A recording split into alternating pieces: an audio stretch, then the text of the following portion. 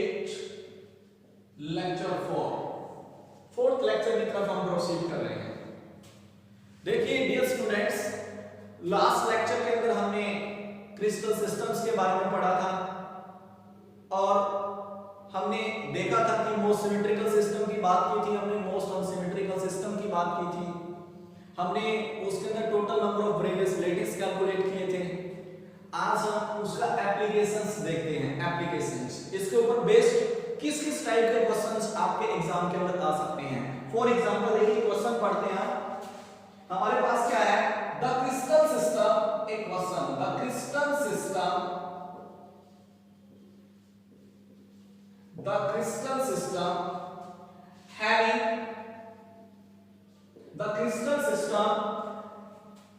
having a unit cell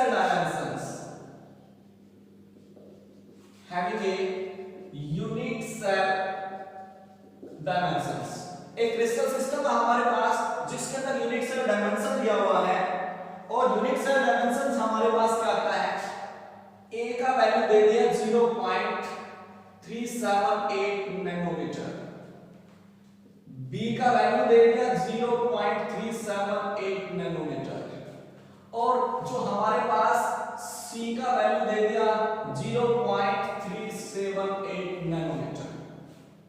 हमारे को तीनों एज लेंथ का वैल्यू दिया गया है और इंटरफेसियल एंगल की वैल्यू दी गई है, अल्फा बीटा दोनों क्या है 90 डिग्री दिए हुए हैं, दोनों 90 डिग्री दिए हुए हैं और जो हमारे पास गामा का वैल्यू है वो 90 डिग्री नहीं है।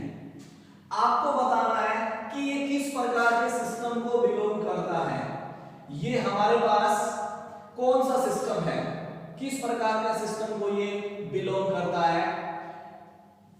यदि हम यहां पर गामा की तीनों का तीनों वैल्यू सेम रख लेते हैं 90 डिग्री, तो देखिए क्या बताता है, इस सिस्टम के बारे में आपको बताना है क्यूबिकल सिस्टम है या मोनोक्लिनिक सिस्टम है या ट्राइक्लिनिक सिस्टम है या फोर्थ वन क्या हमारे पास कैन नॉट बी स्पेसिफाइड, या हम इस सिस्टम को स्पेसिफाई ही नहीं कर सकते। तो देखिए आइए इस स्टेटमेंट के बेस पर हम इस क्वेश्चन को सोल्व करते हैं। हमने देखा था डायमेंशन के बेस पे, इंटरफेसियल एंगल के बेस पे हमने 7 बेसिक क्रिस्टल सिस्टम को डिस्कस किया था। अब देखिए दिया क्या क्या गया है इसके अंदर, पहले A का वैल्यू रहेगा 0.378 नैनोमीटर, B का वैल्यू भी दिया हुआ है इसने 0.378 नैनोमीटर, C का वैल्यू भी इसने दिया है 0.378 नैनोमीटर। यानी जो एज लेंथ का वैल्यू है तीनों इक्वल दिया हुआ है, यानी A is equal to B is equal to C, यानी कितना हुआ हमारे पास 3.78 नैनोमीटर। और क्या दिया हुआ है, अल्फा बीटा गामा तीनों का तीनों वैल्यू 90 डिग्री, यानी तीनों एज लेंथ बराबर है, तीनों इंटरफेसियल एंगल बराबर है और हम जानते हैं ये किस प्रकार के सिस्टम को बिलोंग करता है, ये बिलोंग करता है क्यूबिकल सिस्टम को बिलोंग करता है जो मोस्ट सिमेट्रिकल सिस्टम को बिलोंग करता है, यानी option 1 is the right option. इस प्रकार के क्वेश्चंस बेसिक क्रिस्टल सिस्टम से हमारे पास एग्जाम के अंदर आ सकते हैं। अब देखिए आज हम डिस्कस करने जा रहे हैं सॉलिड स्टेट का बहुत ही बेहतरीन टॉपिक और बहुत ही इंटरेस्टिंग टॉपिक है और जहां से 50% क्वेश्चंस आपके कॉम्पिटिटिव एग्जाम के अंदर आते ही आते हैं। सॉलिड स्टेट का 50% कवर इसी टॉपिक से होता है एग्जाम के अंदर और उस टॉपिक का नाम क्या है, contribution of items per unit cell, यानी जेड इफेक्टिव बोला जाता है, उसको हम जेड इफेक्टिव कैलकुलेट करना सीखेंगे और उसी जेड इफेक्टिव को कैलकुलेट करने के बाद हम एक आयनिक सॉलिड के फॉर्मूले की तरफ प्रोसीड करेंगे जिस पे बेस्ड बहुत सारे क्वेश्चन, बहुत सारे न्यूमेरिकल्स आपके एग्जाम के अंदर आते हैं। आइए देखते हैं।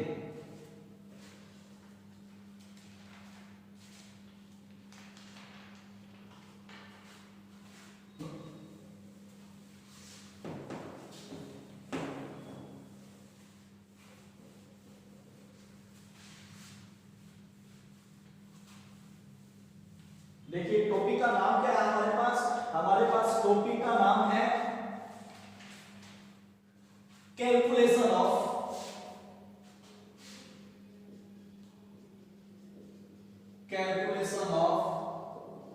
नंबर ऑफ आइटम्स, यानी जेड का वैल्यू कैलकुलेट करना हमारे को, number of items Z per unit से। जनरली इसको जेड इफेक्टिव से भी रिप्रेजेंट किया जाता है। और ये जो जेड का वैल्यू हमारे को कैलकुलेट करना है सिंपल क्यूबिक के अंदर, कैलकुलेट करना है हमारे को फेस सेंटर क्यूबिक के अंदर, कैलकुलेट करना है हमारे को बॉडी सेंटर के अंदर, कैलकुलेट करना है हमारे को एंड सेंटर क्यूबिक के अंदर। देखिए क्या होता है, हमारे पास एक क्रिस्टल लेटिस रहता है, उस क्रिस्टल लेटिस के अंदर बहुत सारे यूनिट सेल प्रेजेंट होती हैं और उस क्रिस्टल लेटिस के अंदर पार्टिकुलर आइटम के द्वारा यानी पार्टिकुलर कंस्टिट्यूएंट पार्टिकल के द्वारा उस यूनिट सेल के अंदर या उस स्पेस लेटिस के अंदर पार्टिकुलर पोजीशन ऑक्यूपाई की जाती है और वो पार्टिकुलर पोजीशन या तो फिर सेंटर पे रहेगी या वो कॉर्नर पे रहेगी। और जिस भी यूनिट सेल के अंदर मान लीजिए हमने कंस्टिट्यूएंट पार्टिकल को कॉर्नर पे रखा, जिस यूनिट सेल के अंदर वो कंस्टिट्यूएंट पार्टिकल उस कॉर्नर पे रखा हुआ है उसका दूसरी यूनिट सेल के साथ कितना शेयरिंग है,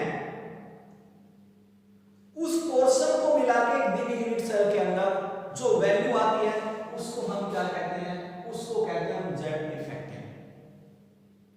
फॉर एग्जांपल हमारे पास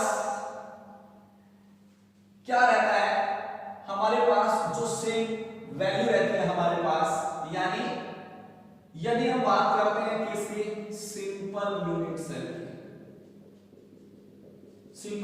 की, अब देखिए क्या है हमारे पास, ये एक क्रिस्टल सिस्टम है,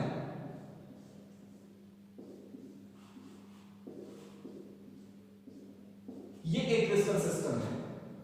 अब इस क्रिस्टल सिस्टम के अंदर हमारे पास बहुत सारे यूनिट सेल्स हैं।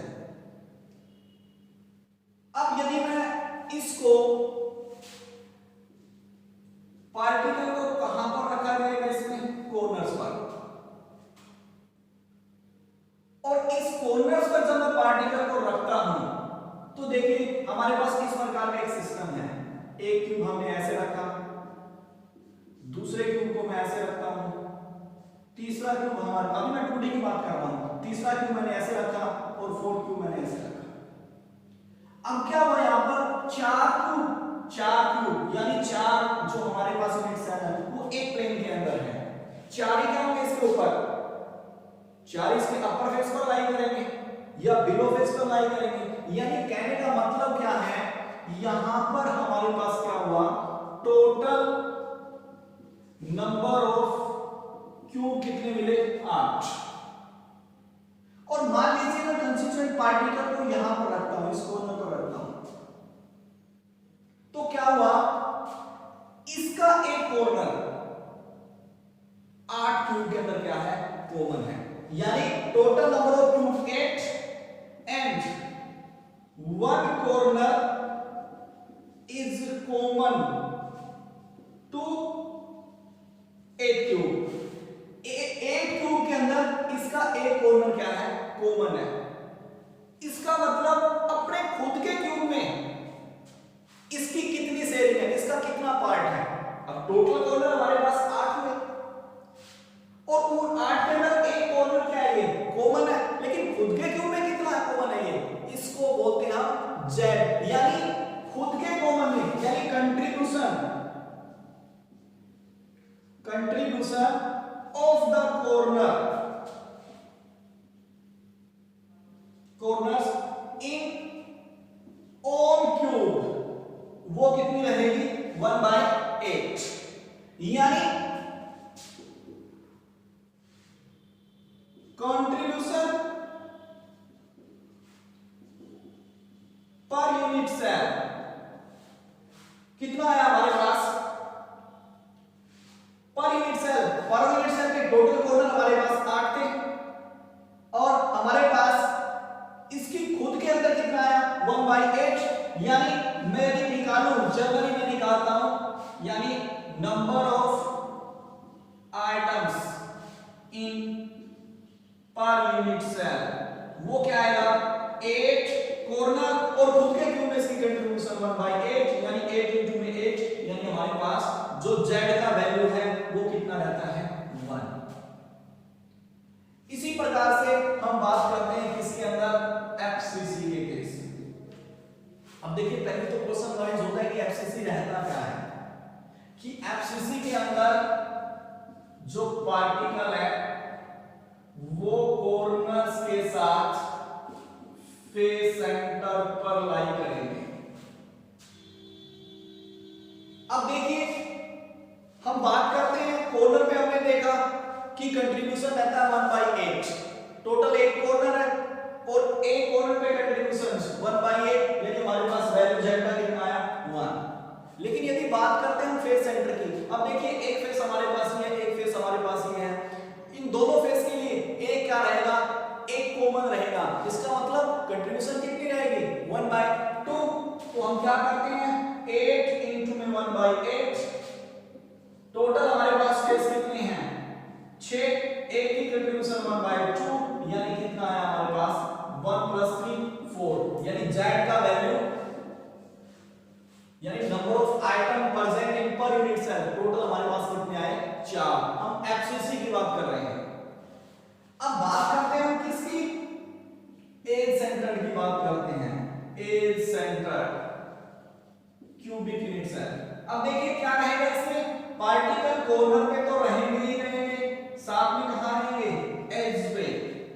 अब देखिए यदि मैं इस एज की बात करता हूं इस एज की ये क्या करेगा इससे हम 4 कंट्रीब्यूशन शो करते हैं ठीक है 4 तरीके से एडजस्टमेंट रहता है इसका यानी 4 के द्वारा कॉमन रहेगा 8 में 1/8 टोटल एज हमारे पास 12 रहते हैं और कंट्रीब्यूशन कितना रहेगा इसका 1/4 यानी हमारे पास वैल्यू कितना आया z का 4। इस प्रकार से हम कंट्रीब्यूशन कैलकुलेट करते हैं यानी वैल्यू ऑफ z इफेक्टिव यानी z इफेक्टिव क्या है उस पोर्शन का सम है जो एक दी गई यूनिट सेल के अंदर दूसरी यूनिट सेल के साथ उसकी शेयरिंग है such portion is known as the contribution per unit cell यानी जिसको क्या बोला जाता है जिसको बोला जाता है हम z इफेक्टिव कहते हैं इफेक्टिव यानी सम ऑफ ऑल द पोर्शंस उस पोर्शन को सम कर दीजिए हमारे को z की वैल्यू मिल जाएगी। अब यहां जो सबसे इंपॉर्टेंट बात है वो इंपॉर्टेंट बात क्या है वो सबसे इंपॉर्टेंट बात है वो जो हमारे पास बॉडी सेंटर रहता है बॉडी सेंटर उसकी किसी भी यूनिट सेल के साथ हम शेयरिंग नहीं शो करते उसका किसी भी यूनिट सेल के साथ शेयरिंग नहीं रहता यानी फुल कंट्रीब्यूशन शो करता है वो फुल कंट्रीब्यूशंस। तो देखिए यानी in case of BCC there is no contribution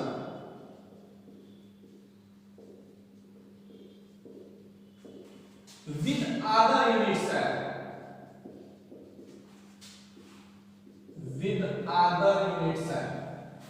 इसका मतलब यानी कहने का मतलब क्या है शो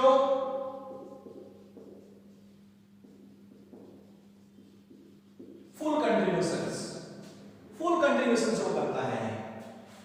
z का वैल्यू क्या रहेगा इस केस में कॉर्नर पे तो रहेगा ही रहेगा और प्लस में क्या आया भाई फुल कंट्रीब्यूशंस यानी 8 में 1/8 1 यानी कितना है हमारे पास z का वैल्यू 2।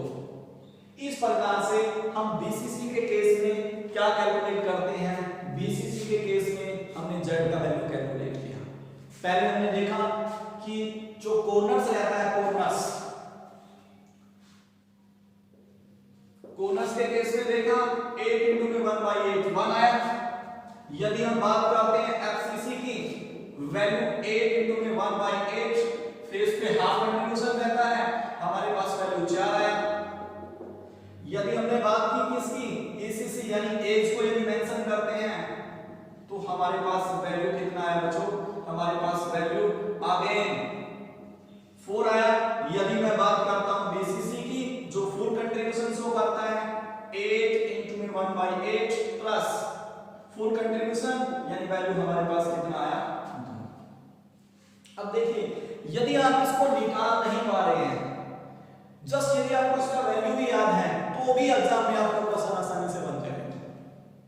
याद रहता है आपके पास, मेथड आपकी मेथोडोलॉजी है, आप इसको अंडरस्टैंड कर पा रहे हैं बहुत अच्छे तरीके से, वो सबसे बेटर थिंग्स है। लेकिन फिर भी यदि आप कोई याद नहीं कर पा रहा है, इसको कोई समझ नहीं पा रहा लेकिन इसको याद कर पा रहा है, वो उससे भी आपका क्वेश्चन आसानी से बन जाएगा। तो इसमें ज्यादा वरीड और टेंशन लेने की बात नहीं है। इसके लिए एक ट्रिक भी है, वो देखिए क्या ट्रिक यूज करते हैं हम। ट्रिक जेड इफेक्टिव का वैल्यू कैलकुलेट करने का, एनसी इंटू में 1/8, एनसी का मतलब क्या है, नंबर ऑफ कॉर्नर कितने होते हैं 8, एनएफ यानी नंबर ऑफ फेस, और फेस पे कंट्रीब्यूशन कितना रहता है 1/2, उसके बाद NB/1 यानी NB का मतलब क्या, बॉडी सेंटर कितने होते हैं, एक ही रहता है, प्लस NE/4 यानी 1/4, EB का मतलब क्या है एज, और एज हमारे पास टोटल है। यदि आपको वैल्यू याद है जस्ट इसमें पुट कीजिए, put in this formula and easily calculate the value of Z यानी total number of item present in a given unit cell. देखिए आज अप्लाई करते हैं इसके ऊपर। क्वेश्चन पूछा गया था, मान लीजिए वो कहता है एनसी किसको रिप्रेजेंट करता है, टोटल नंबर ऑफ कॉर्नर्स, और वो 8 होते हैं, NF total number of face, और वो 6 होते हैं, NB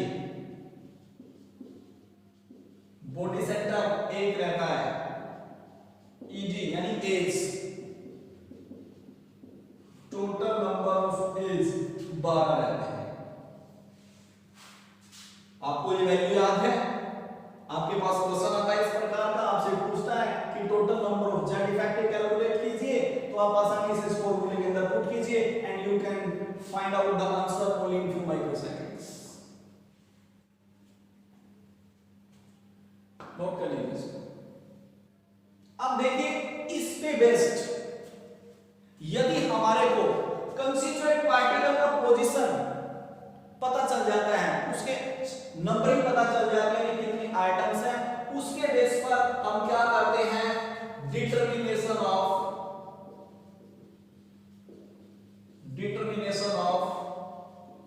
formula of solids.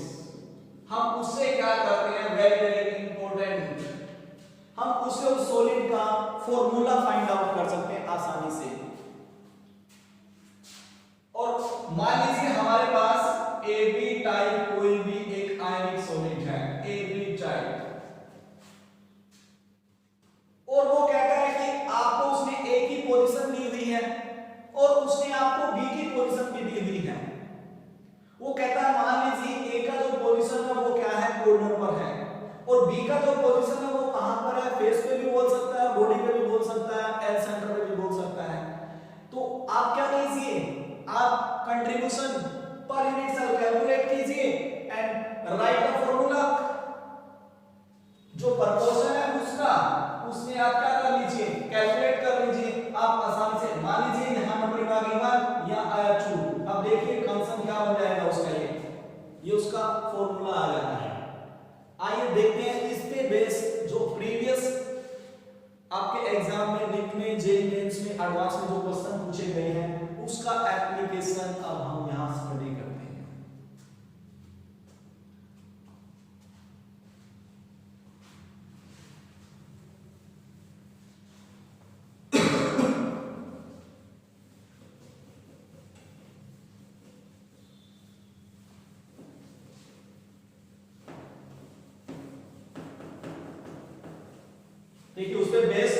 Question solve करते हैं जो पूछा गया था। देखिए क्वेश्चन क्या पूछा गया था हमारे पास। मैं कुछ एक प्रीवियस ईयर क्वेश्चन ले रहा हूं, उस प्रीवियस ईयर क्वेश्चंस को देखते हैं इस पे बेस्ड किस किस टाइप के क्वेश्चन पूछे जाते हैं। देखिए ये कह रहा है, ये क्वेश्चन पूछा गया था आईआईटी 2002 के अंदर, आईआईटी 2002 में क्या स्टेटमेंट था। ये पूछा गया था sodium and magnesium crystallise, sodium and magnesium crystallise in BCC and FCC type crystal, FCC type crystal respectively. The number of items of sodium and magnesium are present in a unit cell. Present in a unit cell of their respective crystal.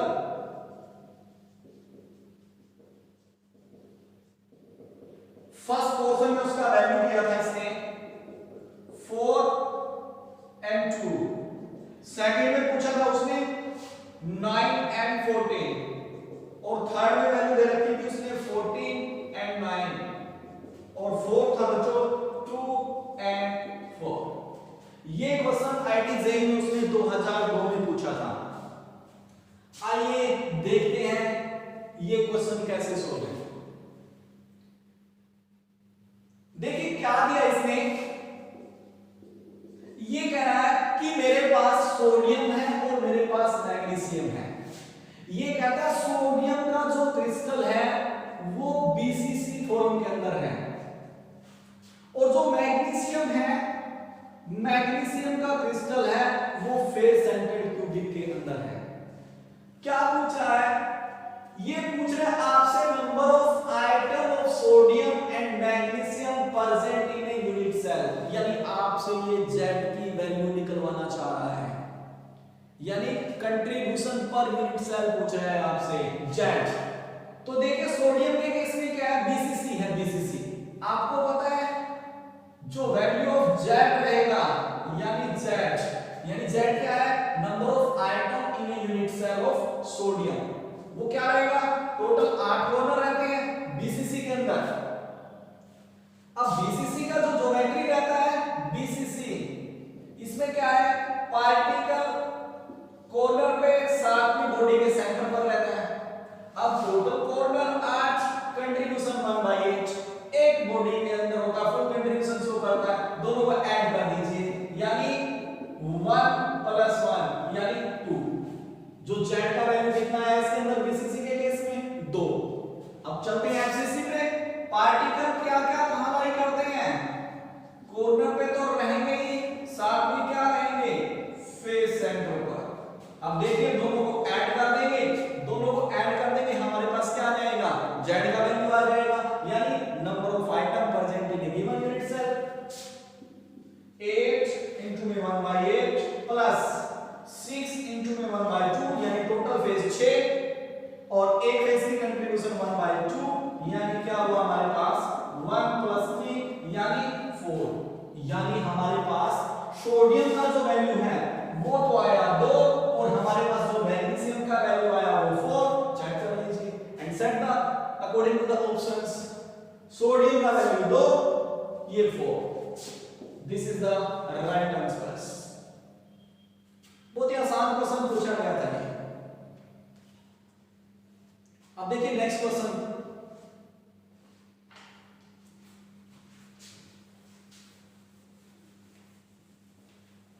आप इसका जितना practice कीजिएगा आपके लिए उतना ही better रहेगा।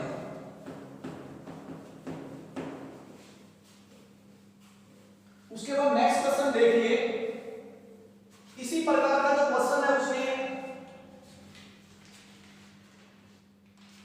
JEE 2012 के अंदर पूछा था, आईआईटी जेई 2012 के अंदर भी इसने क्वेश्चन पूछा था, लेकिन ये क्वेश्चन थोड़ा सा एक बेटर अंडरस्टैंडिंग का क्वेश्चन था। देखिए क्या दिया इसने एक स्ट्रक्चर बनाया,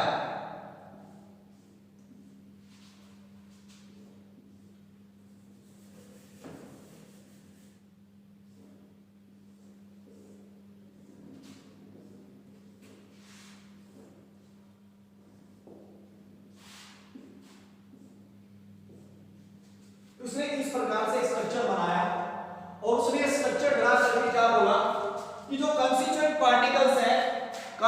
पार्टिकल्स वो यहां लाई करते हैं। फिगर में ऐसा दिया उसने, स्पेशली मेंशन, और ऐसे मेंशन करके वो क्या देता है इस क्वेश्चन के अंदर, वो कहता है कि पार्टिकल की जो पोजीशन है वो ऐसे भी लाई करती है। और उसने क्या किया, उसने इस स्ट्रक्चर को इस प्रकार से रिप्रेजेंट किया।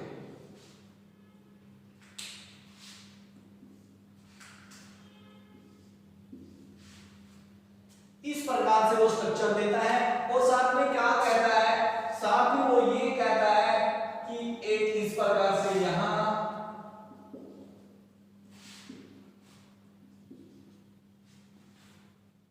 और इस फिगर के अंदर जो ये रिप्रेजेंटेशन है वो रिप्रेजेंटेशन क्या कहता है कि m है जो m वो रिप्रेजेंट करता है इस बॉक्स को रिप्रेजेंट करता है, और जो ये सर्कल है यानी स्फीयर है ये रिप्रेजेंट करता है किसको, ये रिप्रेजेंट करता है वो x के द्वारा। ये फिगर उसने दिया और क्या बोला उसने, कहता है कि ये जो कंपाउंड है वो MPX क्याओ फॉर्म के अंदर है, MPX क्याओ फॉर्म के अंदर है और इसका CCP अरेंजमेंट है, क्यूबिक क्लोज पैकिंग अरेंजमेंट है। और ये कहता है कि ये उसका एक यूनिट सेल स्ट्रक्चर है। आपसे पूछ रहा है what is the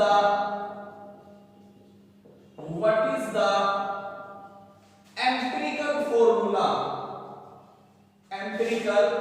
formula of A compound, और उसने आपको ऑप्शन दिए 4। फर्स्ट पूछ रहा है MX2 M2X और M5X14। ये जेई 2012 का क्वेश्चन है। आइए देखते हैं क्वेश्चन इसके अकॉर्डिंग कौन सा ऑप्शन राइट है।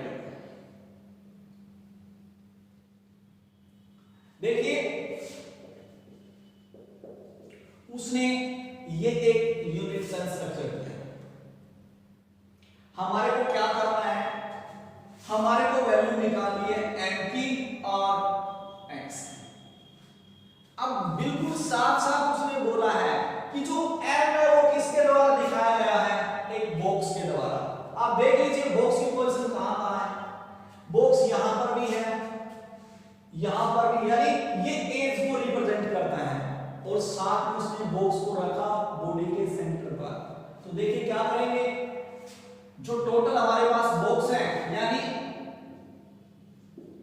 Value of m, total box हमारे पास यहां कितने हैं 4, और a की कंट्रीब्यूशन कितनी रहती है बॉक्स यानी एज रिप्रेजेंटेशन, एक 1/4 प्लस फुल कंट्रीब्यूशन 1, यानी हमारे पास वैल्यू आया 2। उसके बाद हम बात करते हैं किसकी, वैल्यू ऑफ x। अब देखिए x की पोजीशन कहां पर है, पहली बात तो x का रिप्रेजेंटेशन क्या है, x को इसने रिप्रेजेंट किया एक सर्कल से। अब हमारे को ये चेक करना है कि वो सर्कल इस यूनिट सेल के अंदर कहां है, यानी इस क्रिस्टल लेटिस के अंदर कहां है, कॉर्नर पर है, सारे के सारे कॉर्नर ऑक्यूपाई किए हुए इसने, यानी 8 into में 1/8, टोटल कॉर्नर 8, कंट्रीब्यूशन पर कॉर्नर 1/8 रहता है। साथ में इस फेस पर भी है, इस फेस पर भी है, इस फेस पर भी है, यानी सारे के सारे फेस ऑक्यूपाई किए हुए इसने, यानी टोटल फेस हो 6 एक का कंट्रीब्यूशन 1/2 यानी 3, यानी हमारे पास वैल्यू क्या है 4। फॉर्मूले में पुट कर दीजिए। फॉर्मूला हमारे पास क्या रहता है, फॉर्मूला रहता है m रेशो x। m का वैल्यू कितना हमारे पास, m का वैल्यू 2, x का वैल्यू 4। या तो बोल दीजिए m2x4 या बोल दीजिए mx2। This is the right answer. इस प्रकार के क्वेश्चंस वो आपसे एग्जाम के अंदर पूछता जा रहा है।